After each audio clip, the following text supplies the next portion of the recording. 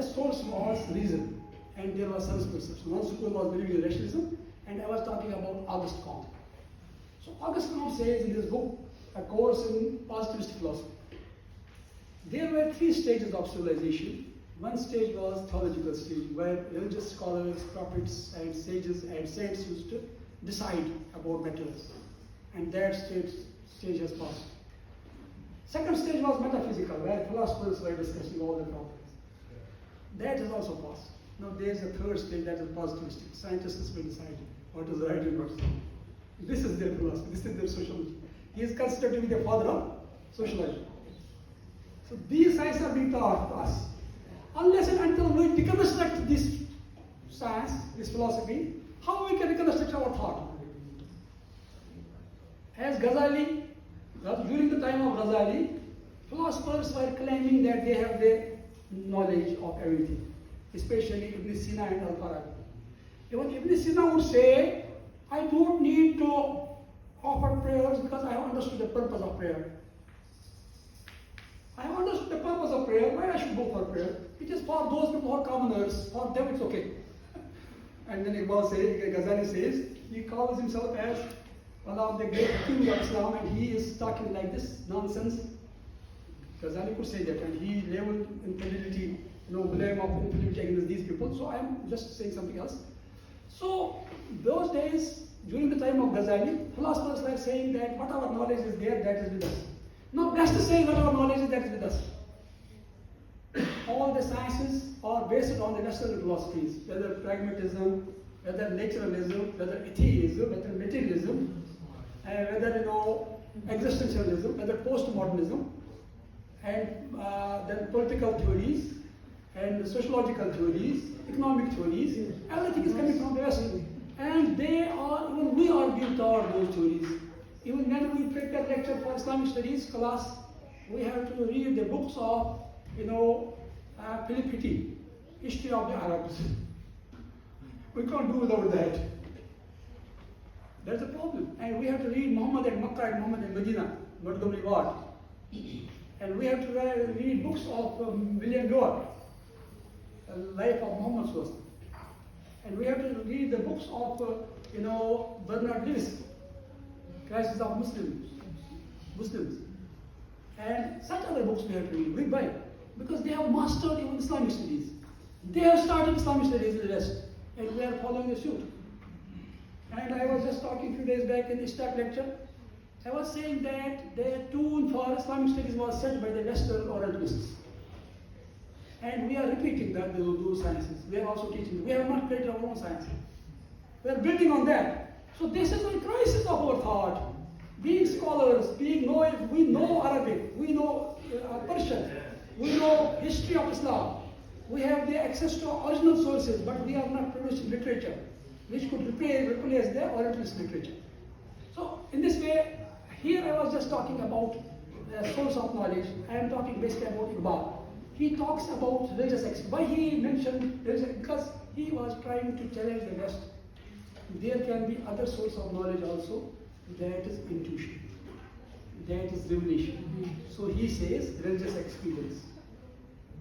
There can be an experience which is different from the rational experience, which is different from the sensory experience. You believe that there is only one source of knowledge. Either it is reason or it is sense, but there is another source of knowledge, that is revelation. That is intuition.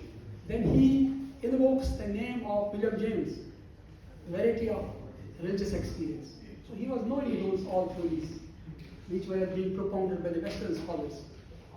And this was also one of the very important book lecture which Iqbal gave. Iqbal's sources of knowledge were not confined only to the Western sources, but he had studied Ibn Arabi also. You know Ibn Arabi?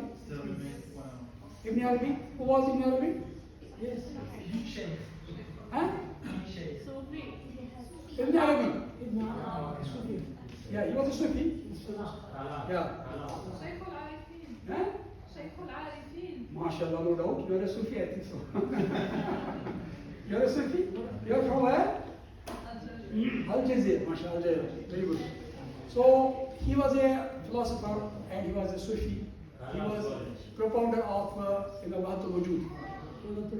Wahdatul Wujud is one of the very difficult subjects. And Iqbal calls Hegel's philosophy as the Wahdatul Wujud of the West. Iqbal calls, idealism of Hegel as the Wahdatul Wujud of the West.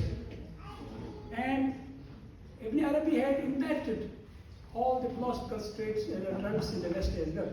So here I am talking something else. I am talking about Iqbal. He was saying there are other sources of knowledge also. It's not only sense perception and reason. There are other sources like intuition, and especially he got a lot of inspiration from Mullah Rumi. You know Rumi? Yes. So, Rumi Balkhi, mashallah. Yeah. I had the chance to go visit his grave. I have gone to his tomb. Last year I was invited, but I could not go there. But I have sent my paper on Rumi. There was international conference on Rumi in Konya. So he had studied him also because Iqbal considered that he is very important scholar for understanding modern world. So now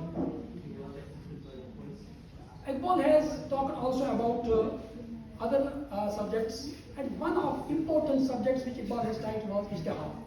That was the last one, Ijtihad. So he says that if we want to arrest our intellectual crisis, that's possible only through Ijtihad. And what is Ijtihad? Have you any idea about Ijtihad? Ijtihad. The root is same of Jihad and Ijtihad. And we have, mashallah, Arab scholars here, Arab students here. They know it better than us because they know the language and they know the niceties and subtleties of language, mashallah. And Ijtihad is to exert one's utmost to reach to a conclusion about a matter where there are not clear-cut Sharia indications. And when Prophet sent Muaz bin Jabal to Yemen, now Yemen has become famous for other things. Alhamdulillah, it was very famous for knowledge also, especially Muaz bin Jabal was the one. He was sent by the Prophet to Yemen. And he asked him, Bima Taqzi, how you will decide matters? He said, Bi Kitabillah, or Bi Sunnat Rasuli sallallahu alaihi wasallam. How you will judge? Ijtihadu bi ra'i wala ala. I will just use my reason. I will not make any weakness or shortcoming in that. And Prophet said, Innal Hakima Iza ijtahada asaba falahu ajran wa in ijtahada fa'akhta falahu ajrun, or kama qala. When a hakim or a ruler makes ijtihad and he makes right ijtihad, he gets twofold reward. If he makes ijtihad and that is wrong, he will get one-fold reward. Ijtihad was encouraged by the Prophet. But we lost the sight of ijtihad. We became muqallid. And schools started emerging in Islam. And according to Shawqani, he says these schools or these maslaks have become like religions. In modern times, their schools, their jurisprudence and schools have become like religions.